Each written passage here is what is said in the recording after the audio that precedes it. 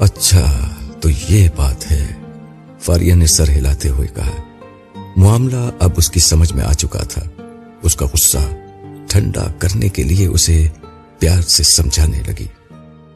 دیکھو نائمہ، تمہاری زندگی کا فیصلہ تمہاری مرضی کے خلاف نہیں ہو سکتا۔ میں آنٹی کو جانتی ہوں اور نانا ابو کو بھی۔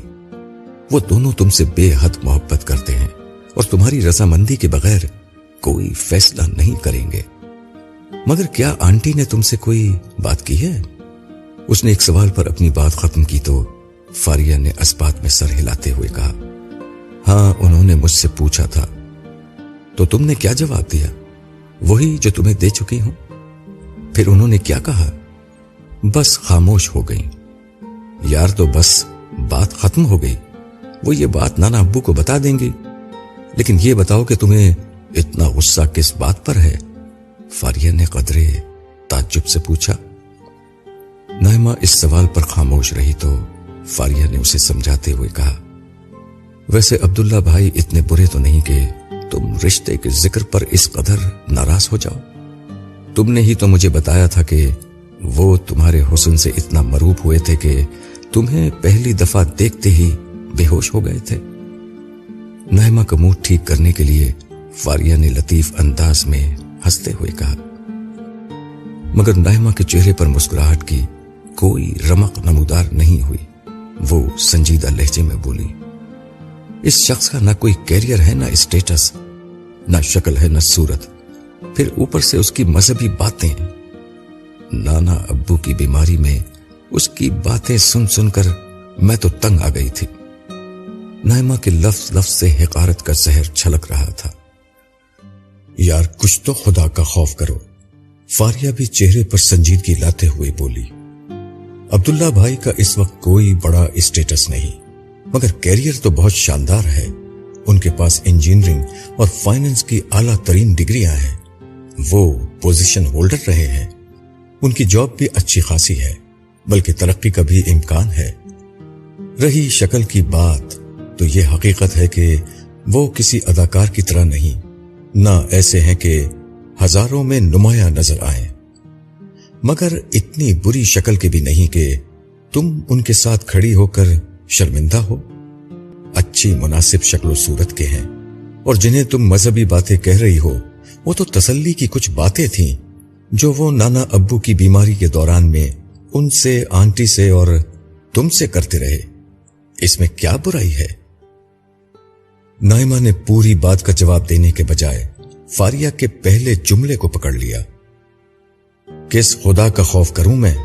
اس کا جس نے بچپن میں مجھ سے میرا باپ چھین لیا، اس کا جس نے ساری زندگی سوائے غربت اور تنگ دستی کے مجھے کچھ نہیں دیا، اس کا جس نے جوانی میں میری ماں کو بیوہ کر دیا۔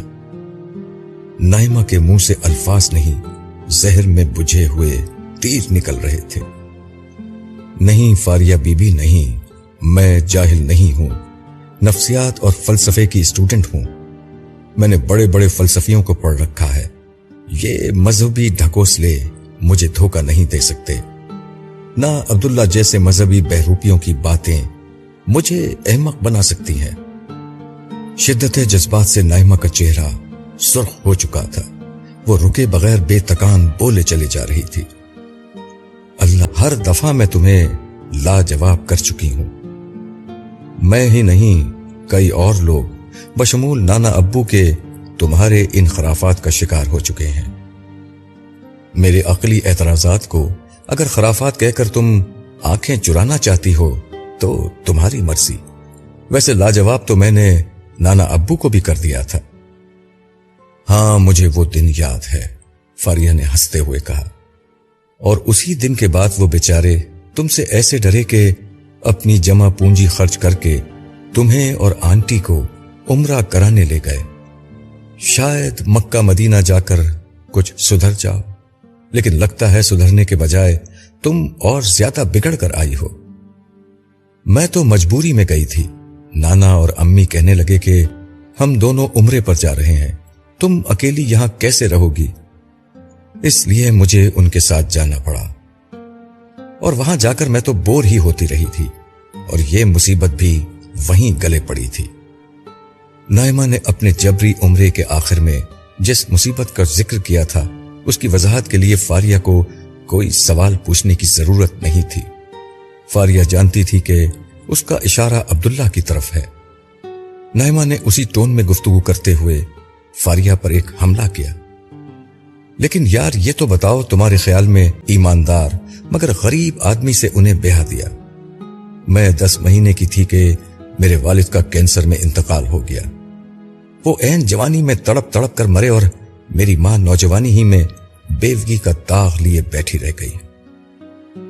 मेरे बाप ने विरसे में मेरी मां के लिए बेवगी के सिवा कुछ और नहीं छोड़ा, जिसके बाद मेरी मां मुझे लेकर नाना के घर लौट आई। उन्होंने दूसरी शादी करने के बजाय मेरी परवरिश की खातिर अपनी जवानी बर्बाद कर दी। अब मेरे नाना ये चाहते हैं कि इस घर में फिर रिएक्शन प्ले हो, और तुम कहती हो कि मैं शुक्र करूं। तो ना करो शुक्र, जो दिल चाहे करो। फारिया ने कदरे नाराज लहजे में कहा तो नाइमा को एहसास हुआ कि वो बेचारी इतनी देर से उसकी दिलजोई करने की कोशिश कर रही है। जवाब में वो उसके साथ बिला वजह तल्ख हो रही है। वो अपने लहजे और गुफ्तगू की तलाफी करते हुए नरमी से बोली, सॉरी यार, मुझे गुस्सा अम्मी और नाना पर था जो मैंने तुम पर उतार दिया। उसको नर्म पड़ता देखकर फारिया ने उस जारहाना लबो लहजे की तरफ तवज्जो दिलाई जिसमें उसने कुछ देर कबल अल्लाह ताला का जिक्र किया था।